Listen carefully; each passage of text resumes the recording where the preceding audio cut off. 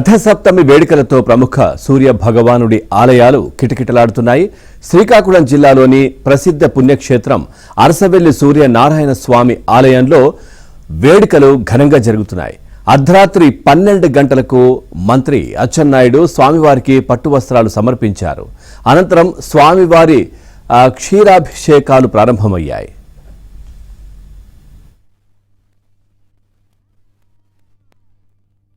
శ్రీనివాస గోవింద, వెంకటాద్రి నివాస గోవింద, తిరుమలవాస గోవింద, తులసీవనం.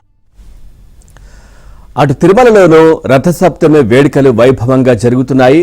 శ్రీ మలయప్ప స్వామివారు ఇవాళ 7 విభిన్న వాహనాలపై తిరుమాడ వీధుల్లో విహరించనున్నారు. ప్రస్తుతం సూర్యప్రభ వాహన సేవ కొనసాగుతోంది.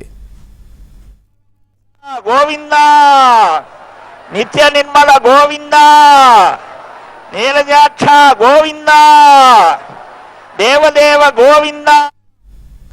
ఇక అరసవల్లి సూర్య భగవానుడి ఆలయం దగ్గర మా కరెస్పాండెంట్ రమేష్ కూడా సిద్ధంగా ఉన్నారు. రమేష్, ఏర్పాట్లు ఎలా ఉన్నాయి? భక్తులు ఏం చెప్తున్నారు? భక్తుల రద్దీ కూడా ఎట్లా ఉంది?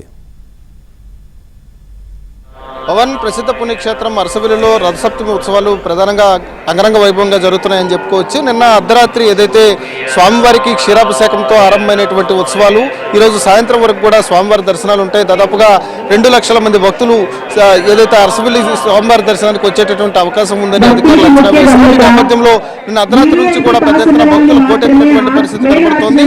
ఇటు పక్కనుండేటటువంటి ఒడిశా, అదేవిధంగా తెలంగాణ రాష్ట్రాలతో పాటు మిగిలినటువంటి రాష్ట్రాల నుంచి పెద్ద ఎత్తున భక్తులు అరసవెల్లికి వస్తున్నారు. ముఖ్యంగా ఈరోజు ఆదివారం కావడం, దాంతో పాటుగా స్వామివారిని ఆదివారం దర్శించుకుంటే మంచి జరుగుతుంది. దాంతో పాటు ఈరోజు సూర్య జయంతి కూడా పడింది కాబట్టి ఈరోజు భక్తుల తాకిడి ఎక్కువగా ఉంది. ఈరోజు మధ్యాహ్నం వరకు కూడా ఇదే రకమైనటువంటి తాకిడి ఉండేటటువంటి అవకాశం ఉంది. నిన్న అర్ధరాత్రి నుంచి ఇప్పుడు ప్రస్తుతం 7 గంటలు దాటినప్పటికి కూడా ఇంకా క్యూ లైన్లన్నీ కూడా భక్తులతో నిండిపోయి ఉన్నాయి.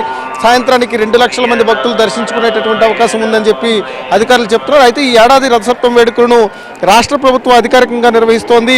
కూటమి ప్రభుత్వం వచ్చిన తర్వాత 2వ ఏడాది ఇది అధికారికంగా నిర్వహించడం. దీనికోసం ప్రత్యేకమైనటువంటి ఏర్పాట్లు చేశారు. ఒకవైపు వచ్చేటటువంటి భక్తులందరికీ కూడా స్వామివారి దర్శనం అయిన తర్వాత వారంతా కూడా మళ్ళీ చాలా భద్రంగా బయటకు వచ్చేటటువంటి విధంగా కట్టుదిట్టమైనటువంటి ఏర్పాట్లు చేశారు. మొత్తం మనం చూడొచ్చు, పోలీసులు కూడా ఎక్కడికక్కడ భక్తులను కట్టడి చేస్తున్నటువంటి పరిస్థితి కనబడుతోంది. మొత్తం కూడా అరసవెల్లిలో ఇప్పటికే పెద్ద ఎత్తున భక్తులు చేరుకుంటున్నారు. ఈరోజు సాయంత్రం వరకు కూడా భక్తులకు సంబంధించినటువంటి దర్శనాలు ఉంటాయి. క్షీరాభిషేకం 6 గంటలతో ముగుస్తుంది కాబట్టి ఆ తర్వాత స్వామివారి నిజరూప దర్శనం ఉంటుంది. ప్రస్తుతం మనం చూడొచ్చు, భక్తులను కట్టడి చేయడం కూడా కొంత ఇబ్బందికరంగా మారుతుంది. స్వయంగా జిల్లా ఎస్పీ మహేశ్వర్ రెడ్డి భక్తులతో మాట్లాడుతున్నారు. వారందరినీ కూడా కన్విన్స్ చేసేటటువంటి ప్రయత్నం చేస్తున్నారు. చిన్న చిన్న తొక్కిసలాట్లు కూడా జరుగుతున్నాయి. అయినప్పటికీ కూడా ఎక్కడా భక్తులు ఇబ్బంది పెట్టకుండా పోలీసులు చాలా సంయమనంతో వ్యవహరిస్తున్నారు. ఎక్కడికక్కడ పరిస్థితిని ఎప్పటికప్పుడు పరిస్థితిని కంట్రోల్ రూమ్ ద్వారా సమీక్షించుకుంటున్నటువంటి పరిస్థితి కనబడుతుంది. మొత్తానికైతే ఎక్కడా కూడా ఇబ్బంది లేకుండా భక్తులను క్యూ లైన్లో పంపించి స్వామివారి దర్శనం చేయించేటటువంటి విధంగా ఏర్పాట్లు చేశారు. మొత్తానికి అరసవెల్లికి అయితే ఈరోజు సాయంత్రం వరకు దాదాపుగా 2 లక్షల మంది భక్తులు స్వామివారిని దర్శించుకునేటటువంటి అవకాశం ఉందని అంచనా వేస్తున్నటువంటి పరిస్థితి కనబడుతుంది. Pawan, right, thank you Ramesh, thanks for the updates.